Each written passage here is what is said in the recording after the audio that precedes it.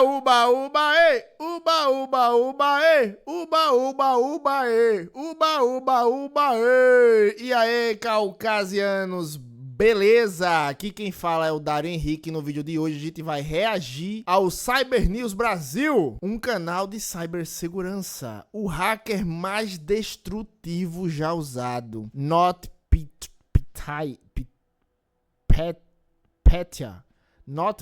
Eu acho que é isso. NotPetya. Diga aí, o hacker mais destrutivo já usado. Eu nunca ouvi falar. Vamos ver. Espero que vocês gostem. Tamo junto. Deixa seu like. Se inscreve nesse canal. Eu tô me inscrevendo no canal dele aqui, ó. No meio da madrugada, num grande escritório em algum lugar da Ucrânia, um computador liga sozinho. Após ligar, a tela fica preta por um tempo. Em seguida, um arquivo novo aparece no desktop. Perf-C. Um arquivo vazio e sem extensão. Uma pasta do Windows é aberta e o arquivo é movido para lá.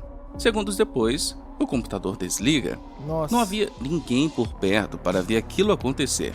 No dia seguinte, enquanto os funcionários chegam, pegam um café e começam a bater papo, algo estranho acontece. De repente, todos os computadores da empresa começam a reiniciar, mas em vez da tela do Windows, aparece isso: uma mensagem de resgate. O valor exigido, $300. Ops.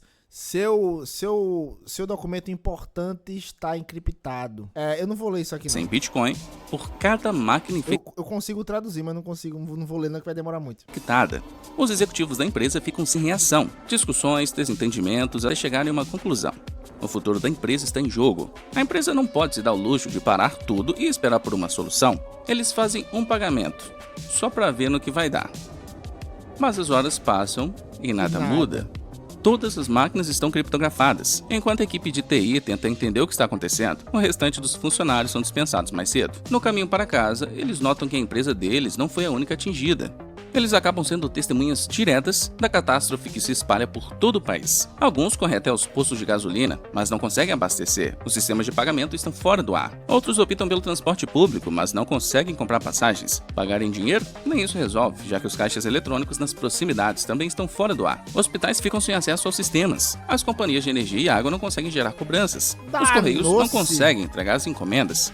Não é nada menos que um apocalipse digital. Em poucas horas, boa parte da economia do país entra em colapso. Cara, que sistema foi esse que foi invadido? Quase todas as empresas, instituições, serviços estão fora do ar. Então, o problema ultrapassa as fronteiras. Empresas de transporte internacional, medicamentos e combustíveis, qualquer empresa com sede na Ucrânia vê a mesma tela preta com letras vermelhas. Ups, seus arquivos importantes foram criptografados. Em todas as redes, em milhares e milhares e milhares de computadores ao redor do mundo, exceto por um. O computador que ligou sozinho no meio do escritório uma noite antes do ataque. Por algum motivo, ele ficou intacto. Continuava funcionando como se nada tivesse acontecido. Durante anos, ninguém desconfiou que ele e vários outros computadores aleatórios pelo mundo estavam envolvidos no ataque cibernético mais devastador da história.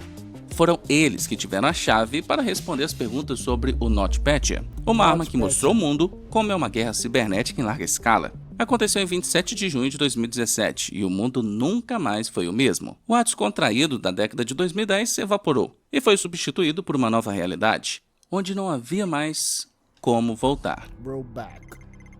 No rollback.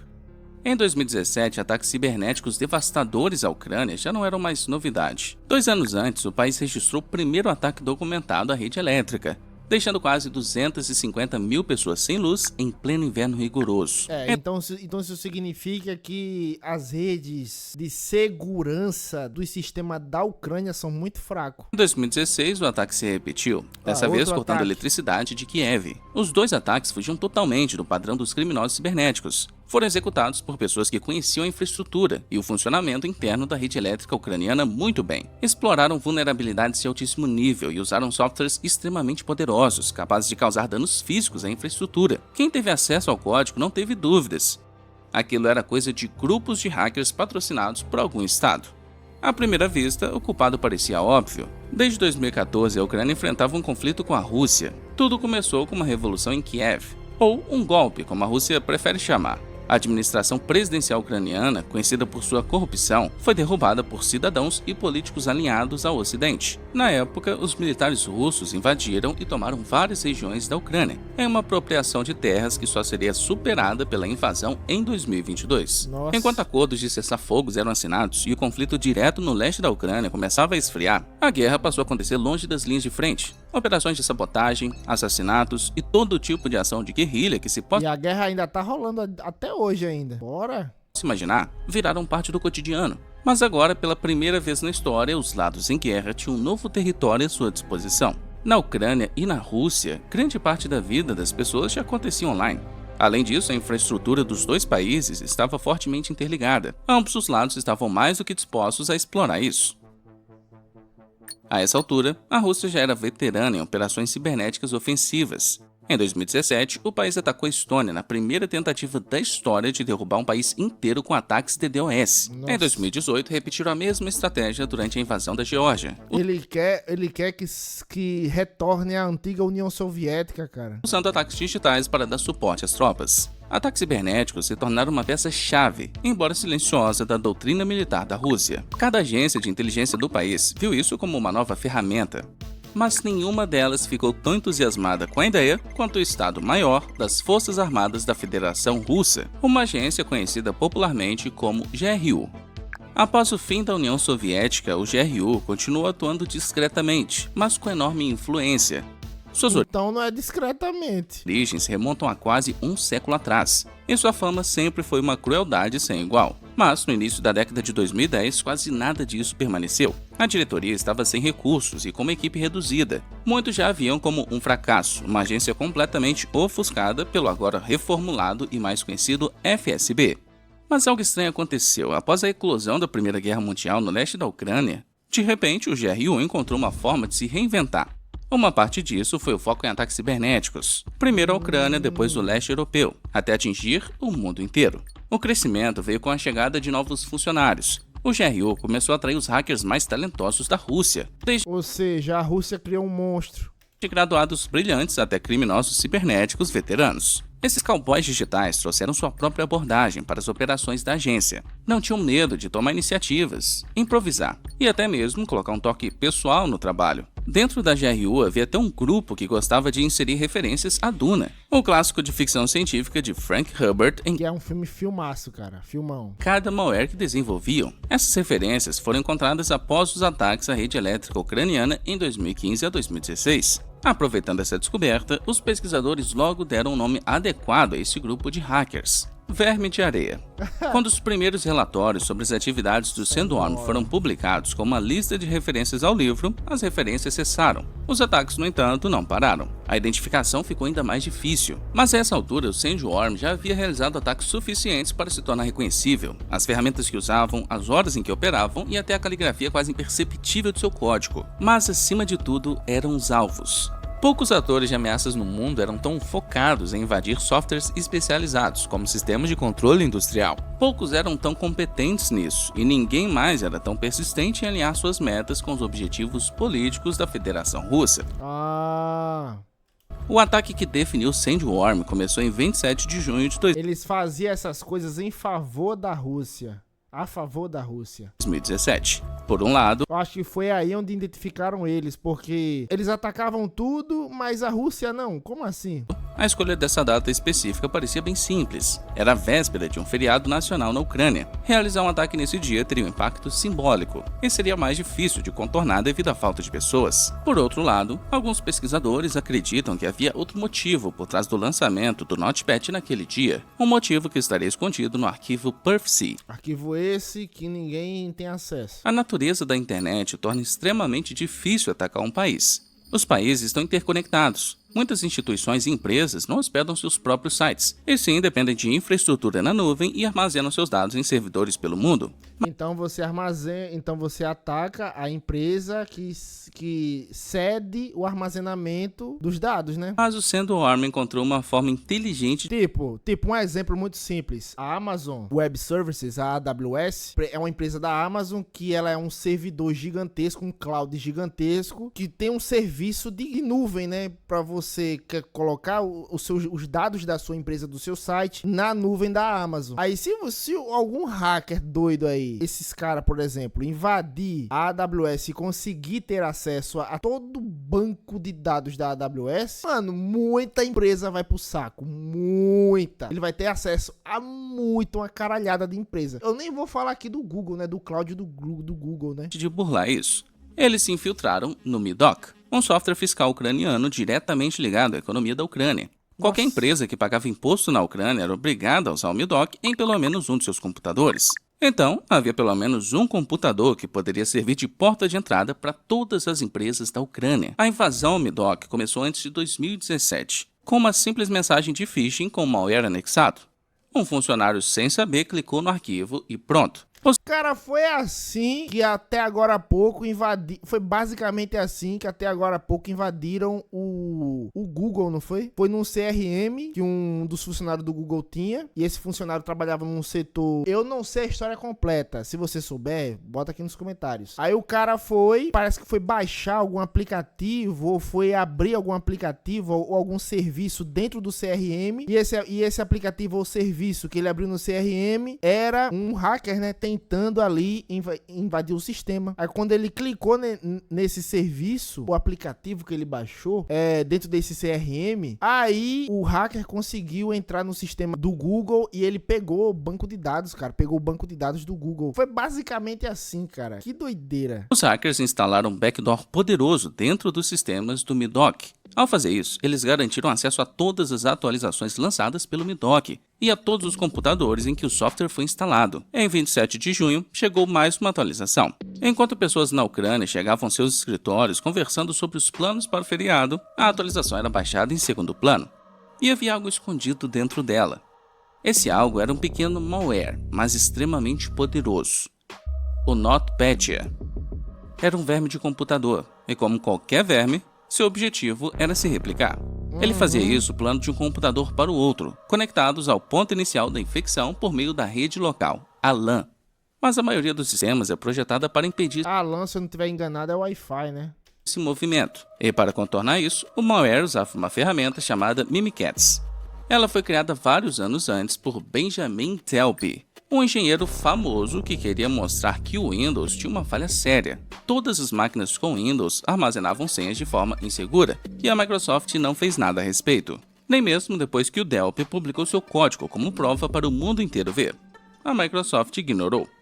Já os hackers não.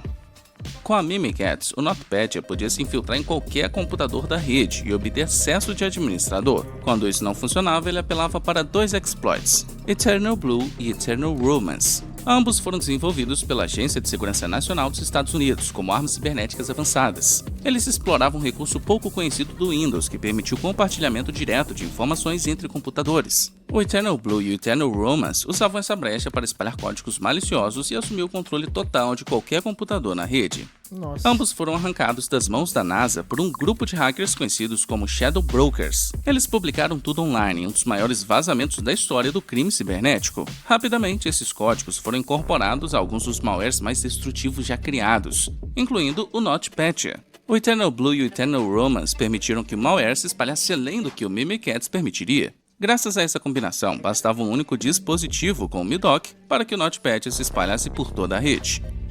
Uma vez dentro, o verme esperava por 1 hora, analisando e tentando encontrar novas formas de se espalhar.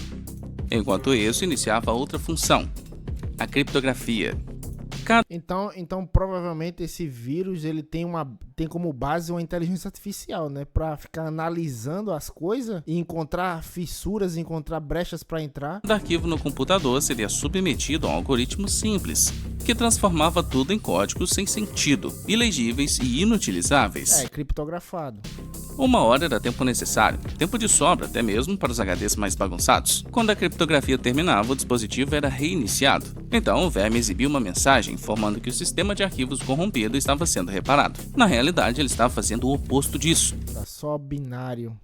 O verme usa esse tempo para criptografar o registro mestre de inicialização, que é parte do código que inicia o computador e carrega o sistema operacional. Sem ele, o Windows nem sequer inicia. Após a reinicialização, o verme exibiu uma mensagem, um conjunto de instruções pedindo que a vítima transferisse uma quantia em Bitcoin. Isso era só mais uma distração. Não existia nenhum mecanismo para desfazer a criptografia, independentemente do valor que fosse pago. Era na verdade um destruidor de dados disfarçado de ransomware. E esse disfarce funcionou. As primeiras tentativas de conter o ataque seguiram um caminho errado. Nós garantimos que você pode recuperar todos os seus arquivos seguros facilmente. Com segurança e facilmente. É isso que está escrito. O padrão lembrava muito o Petya, um ransomware popular que os profissionais de segurança já sabiam lidar. Só algum tempo depois de muitas tentativas... Petya é um relevante uma nova variante aleatória que apareceu primeiro na cena do cybercrime no começo do ano de 2016. É isso que está escrito. Frustradas, os pesquisadores perceberam que não se tratava do Petya, e sim do NotPetya. O nome pegou, assim como a imagem daquela tela vermelha nas telas de milhares de computadores. No dia 27, computadores em toda a Ucrânia exibiram a mensagem. Dispositivos no varejo, serviços públicos, finanças, transporte, até mesmo... Porque provavelmente todos usavam o mesmo sistema operacional. Eu acredito, todos esses sistemas daí, o banco de dados estava guardado no MIDOC. Aí invadiu o MIDOC e invadiu todo mundo. Foi o que eu falei da AWS, né? Se invadir a AWS, tudo que tiver instalado lá, todo o banco de dados que tiver integrado lá, vai quebrar, mano. Mesmo os que monitoravam os níveis de radiação nas ruínas da usina nuclear de Chernobyl. Muitos dispositivos industriais foram poupados porque não executavam Windows. A maioria dos cidadãos comuns também escapou. Mas eu fui para Frankfurt, para a Alemanha. O sistema operacional que eles estavam usando de check-in lá da agência aérea era Windows. Ou seja, se você conseguir entrar no Windows, invadir o Windows, automaticamente você tá preso. E se você conseguir sair disso, você tá muito rico. Por quê? Porque o Bill Gates vai pagar o que você quiser para você não quebrar o sistema Windows, porque praticamente o ocidente inteiro é o Windows. Praticamente o ocidente inteiro é o Windows. Já que suas redes locais não tinham nenhuma ligação com o MIDOC. Mesmo assim, o estrago foi enorme. Estima-se que 10% dos computadores da Ucrânia foram atingidos. 1 em cada 10 computadores em todo o país e toda a economia que dependia deles. Nossa. Mas não foi apenas a Ucrânia. A internet não tem fronteiras. Várias empresas internacionais operavam no país e muitas delas pagavam imposto lá. Por isso, usavam computadores com o MIDOC instalado. A TNT, do grupo FedEx, do setor alimentício Mondelez International, o fabricante de bens de consumo Reckitt Benckiser, a gigante farmacêutica Merck, a CFCO, a Saint-Gobain, a Nuance Communications e centenas empresas que elas têm a filial lá, que colocavam um banco de dados conectado no MIDOC. de outras multinacionais. O NotPetya conseguiu invadir todas. A maior das empresas afetadas foi a Maersk, uma empresa dinamarquesa responsável por quase 13% do transporte de mercadorias no mundo. Dos 76 terminais que a Maersk operava nos maiores portos do mundo, 17 ficaram paralisados. Nossa. Navios sem poder descarregar, caminhões parados sem poder carregar, cadeias de abastecimento ao redor do mundo prejudicadas. O apocalipse digital se espalhava numa escala muito maior do que se imaginava. Mas em meio a todo esse caos, um detalhe curioso chamou a atenção. Dentro das empresas devastadas pelo NotPetya, alguns computadores sobreviveram milagrosamente ao ataque. O NotPetya os poupou, mesmo depois de destruir todos os outros na mesma rede. Eu não acho que poupou, não. Eu acho que tem alguma coisa aí. Exceto aquelas que tinham um arquivo chamado perfc na pasta do Pois Windows. é. Certo, esse é um momento decisivo. Se você chegou até aqui, aproveita para deixar um like e se inscrever no canal. Não temos patrocinadores e criar esse tipo de conteúdo vivendo só da receita do YouTube é um desafio. Então, se você está gostando, deixe o YouTube saber disso. Obrigado. Voltando ao perfc. Esse Meu amigo, você tá bem, viu? O seu vídeo aí bateu mais de 500 mil de visualização. arquivo era um kill switch. É assim que ele funciona. O malware em si, apesar do nome popular, era um pequeno arquivo chamado perfc.dat. Independente Não conheço esse arquivo. Esse formato de arquivo. do nome que tivesse, ao infectar um computador, o NotPetya era extraído nesse arquivo. Depois, ele procurava um arquivo com esse mesmo nome no PC da vítima, para checar se já havia sido instalado. Porque não fazia sentido criptografar o mesmo computador 2 vezes. Mas o truque era simples, bastava criar um arquivo vazio chamado perfc na pasta do Windows e pronto, o efeito seria o mesmo. O único requisito é que o arquivo seja definido como somente leitura. Então o NotPetya entra em um computador, se extrai sozinho e procura o perfc. Se encontrar, o verme para e extrai ele. Se não, ele continua destruindo tudo que encontrar pela frente. Essa curiosidade foi descoberta por Amit Serper, um pesquisador que trabalhava para uma empresa israelense de segurança cibernética, a Cybereason, e foi um dos primeiros a analisar o NotPetya.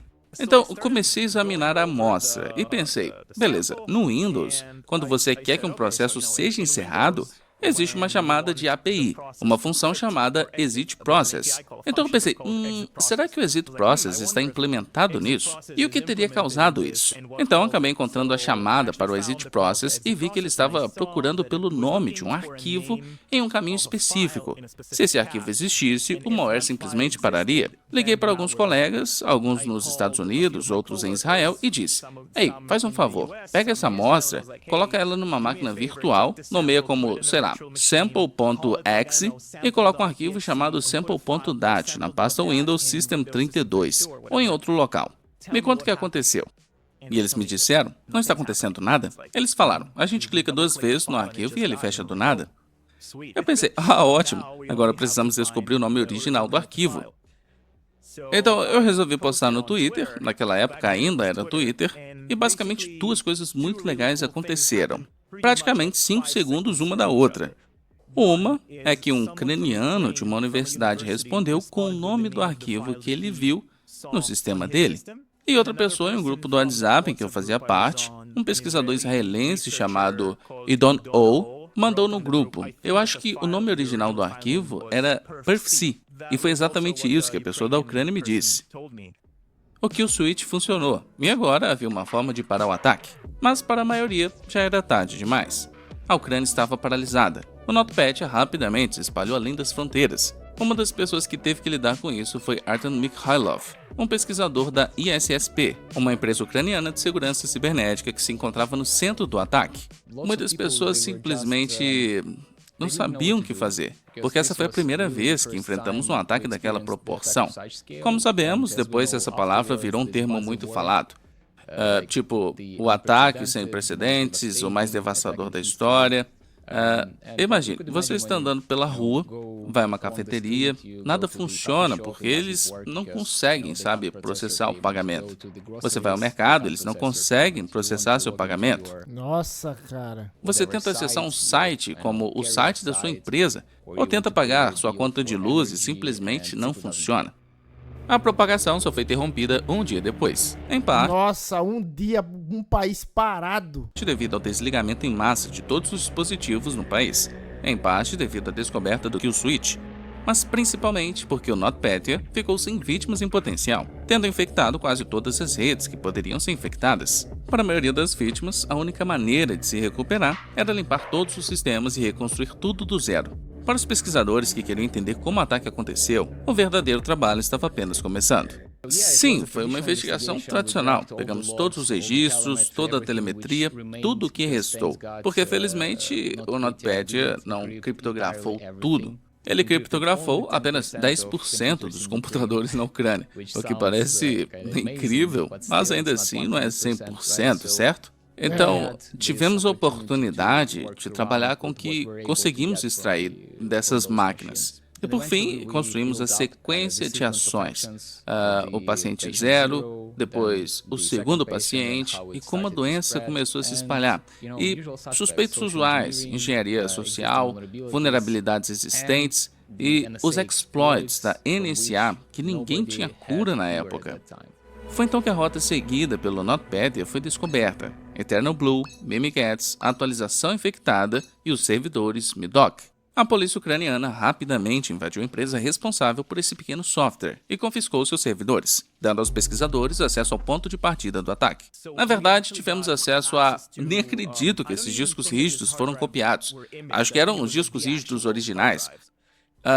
Porque o que descobrimos foi que as autoridades ucranianas têm a polícia cibernética ou algo do tipo e foram até o escritório dessa empresa, pegaram os servidores, retiraram os discos rígidos, colocaram em sacos de lixo pretos e os levaram para a sede da polícia. Tenho quase certeza de que os discos rígidos que tive acesso eram os originais. Acho que eles nem chegaram a fazer uma cópia.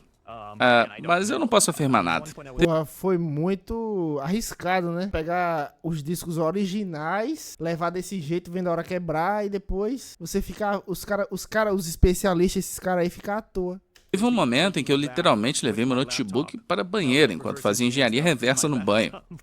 Uma análise rápida foi suficiente para entender como o Notepad funcionava e também como ele explorou o Midoc, uma empresa inocente que acabou no lugar errado e na hora mais errada ainda. Precisamos entender que, na época, a Midoc era não era uma empresa pequena, mas eu diria que ela se enquadrava na categoria de PMS, Pequenas e Médias Empresas. E, novamente, era 2017. A maturidade de segurança cibernética dentro dessas empresas, costumava ser algo que você desejava que fosse melhor. Pouquíssimas empresas no mundo do porte do Midoc e do setor em que atuavam tinham um monitoramento muito detalhado e específico do que acontecia na infraestrutura. Porque naquela época, todo mundo pensava por que seria interessante para os hackers. Não sou um grande banco. O retorno financeiro de qualquer ataque contra mim teria um retorno muito baixo.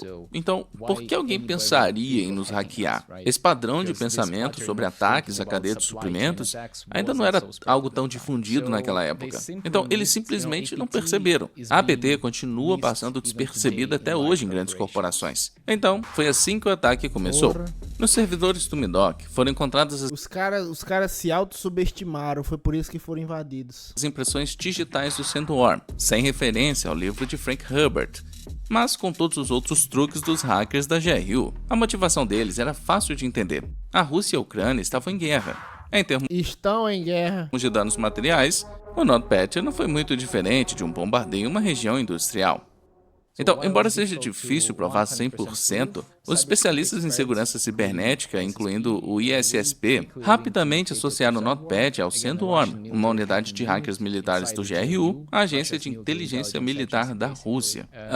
A escolha do Midoc como ponto de infecção sugeriu que esse ataque tinha como alvo específico a Ucrânia, apesar de ter tido influência fora da Ucrânia.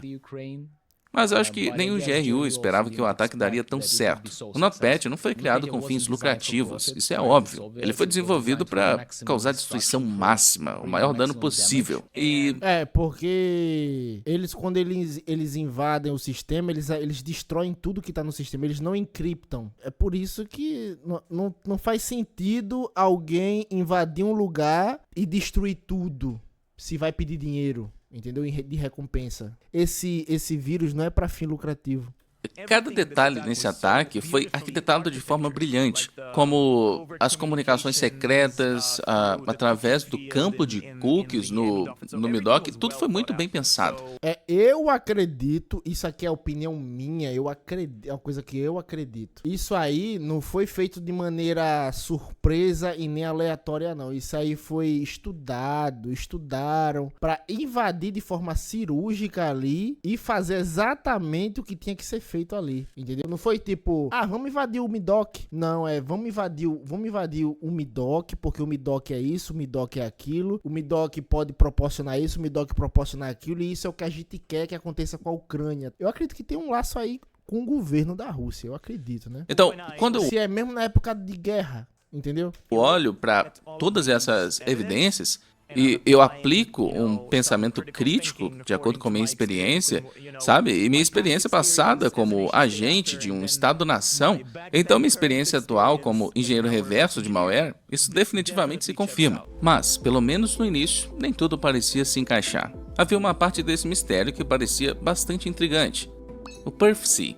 Durante o ataque, alguns computadores simplesmente não foram infectados pelo NotPetya. Parecia que uma força invisível havia protegido eles de uma epidemia iminente.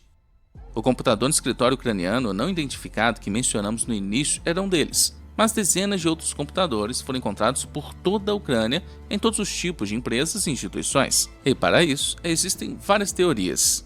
Por um lado, se você está criando uma arma secreta, faz sentido adicionar um botão de desligar. Afinal, nunca se sabe quando as coisas podem sair do controle. E se o NotPetya tivesse saído do controle e começado a causar estragos na Rússia? O governo poderia simplesmente divulgar instruções simples para a população e conter o ataque. O problema é que o NotPetya saiu do controle e causou estragos na Rússia. Saiu? O gigante russo do petróleo, Gazprom, por exemplo, foi infectado e sofreu prejuízos enormes. Peraí. Esse gigante do petróleo ele foi infectado, sim. Mas por um servidor na Rússia? Ou foi por um servidor que ele instalou a empresa dele na Ucrânia? Uma empresa russa que instalou os servidores dele na Ucrânia. Instalou seus serviços na Ucrânia. Será que existia um mecanismo para impedir o vírus e proteger parte da rede? Nunca saberemos. O que sabemos é que alguns computadores na Ucrânia tinham esse arquivo. Isso abre espaço para outra hipótese. Talvez o NotPetya não tenha sido apenas uma tentativa de devastar digitalmente a Ucrânia, mas também uma maneira de encobrir os rastros de uma operação ainda mais sinistra.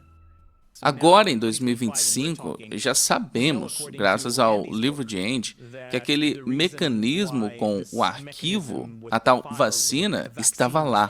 Era para impedir que máquinas-chave fossem criptografadas, porque quando você é um agente de ameaças e está infiltrado na rede de outra pessoa, você quer deixar o acesso, porque esses ataques, a fase destrutiva, como o NotPetya, não é necessariamente para causar danos destrutivos. Ela também é uma maneira de apagar os seus rastros.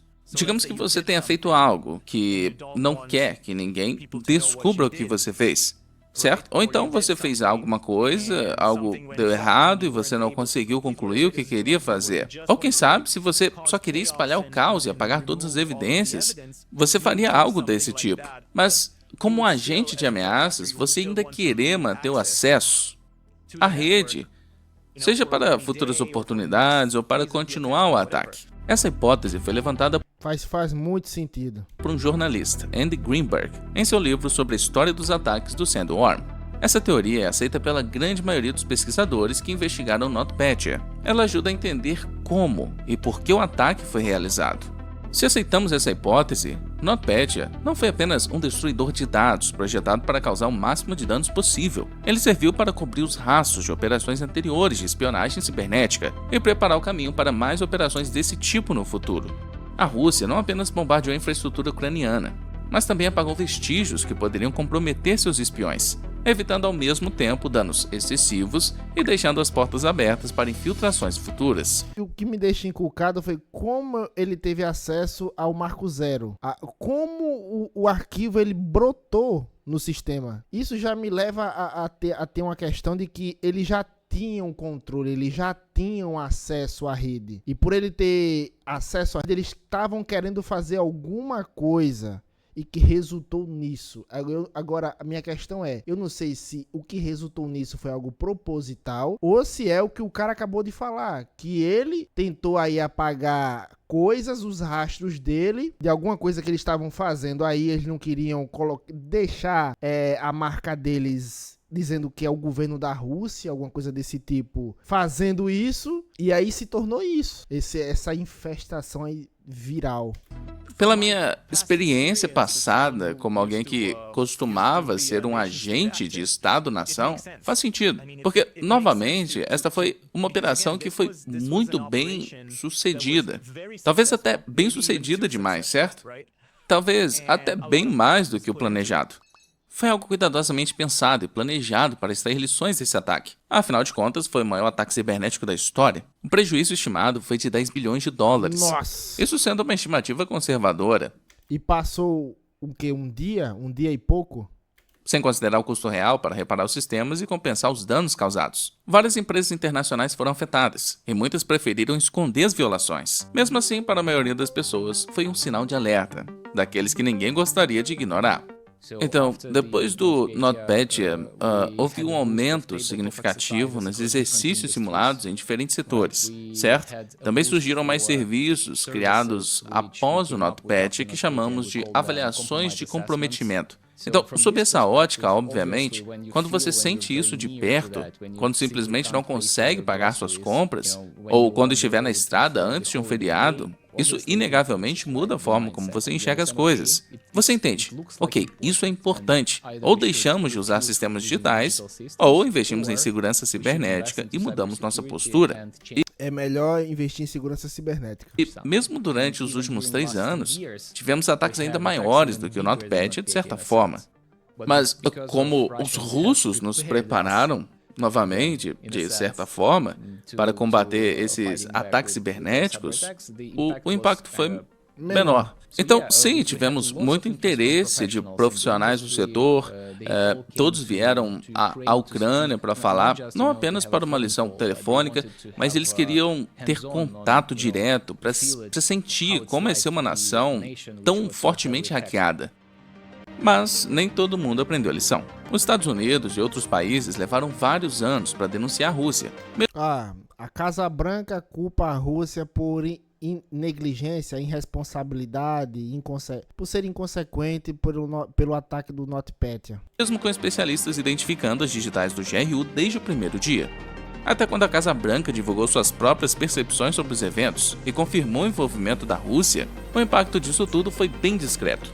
E eu acho que nós deveríamos ter questionado, não apenas como profissionais de segurança, pesquisadores ou profissionais de engenharia reversa, mas como pessoas, como cidadãos do mundo. Deveríamos ter exigido que nossos governos e organizações internacionais como a ONU, ou sei lá, que talvez fizessem algo realmente útil, com todos os recursos e tivessem mecanismos mais fortes para responsabilizar países, agentes de ameaças, seja lá o que for, pessoas que realizam essas operações maliciosas para responsabilizá-las. Mas eu, sinceramente, a gente viu aí o motivo do qual o MIDOC foi invadido, né? Porque os responsáveis pelo MIDOC se autossubestimaram. E provavelmente também essas empresas, elas têm essa fragilidade porque também se autossubestimam, entendeu? E o que aconteceu com o WannaCry, com o NotPetya, comigo e com outras pessoas, é que foram os pesquisadores individuais que entraram em cena, não as empresas. Mas como eu disse, eu estava sentado na sala de estar dos meus pais em Israel, sem nada para fazer e com 4 horas livres. Marcus Hutchins, o Moretech, no caso do WannaCry, também olhava para aquilo meio que na brincadeira, sabe? Nós tivemos muita sorte como coletivo, porque, sabe, éramos um grupo de pessoas entediadas, como eu, mexendo nas coisas, apertando botões e vendo no que dava, mas eu acho que isso nos mostrou que não somos tão resilientes quanto pensamos. E mesmo que os produtos que vendemos funcionem bem, na maior parte do tempo, basta um único, sabe, incidente, como o NotPetya ou o WannaCry, para nos mostrar como tudo é frágil. Como tudo é interligado. E havia mais uma lição que o mundo poderia ter aprendido. O NotPetya foi lançado pelos militares russos, mas as ferramentas que possibilitaram isso, que deram forma ao ataque, não eram russas. Os exploits foram roubados da NSA e espalhados entre os criminosos cibernéticos do mundo todo, dando origem a alguns dos ataques mais devastadores já vistos. Quem sabe a gente não fale sobre o vazamento dos Shadow Brokers em um próximo episódio. Quem sabe sobre o WannaCry. Outro ataque que aconteceu por causa das ferramentas roubadas da NSA. Tem alguma sugestão de tema? Conta pra gente nos comentários. E se você gostou do vídeo, por favor, deixa o like e se inscreva. Gostei, cara. Muito foda, muito foda. Muito complexo, muito elaborado esse ataque aí. E também a sua explicação, cara, pra tornar lúcida, né? E é isso aí, galera. Tamo junto. Se inscreve nesse canal. Espero que vocês tenham gostado. O vídeo do Cyber News Brasil vai estar na descrição. Beleza? Evolua que a magia acontece. Até o próximo vídeo. E é nóis!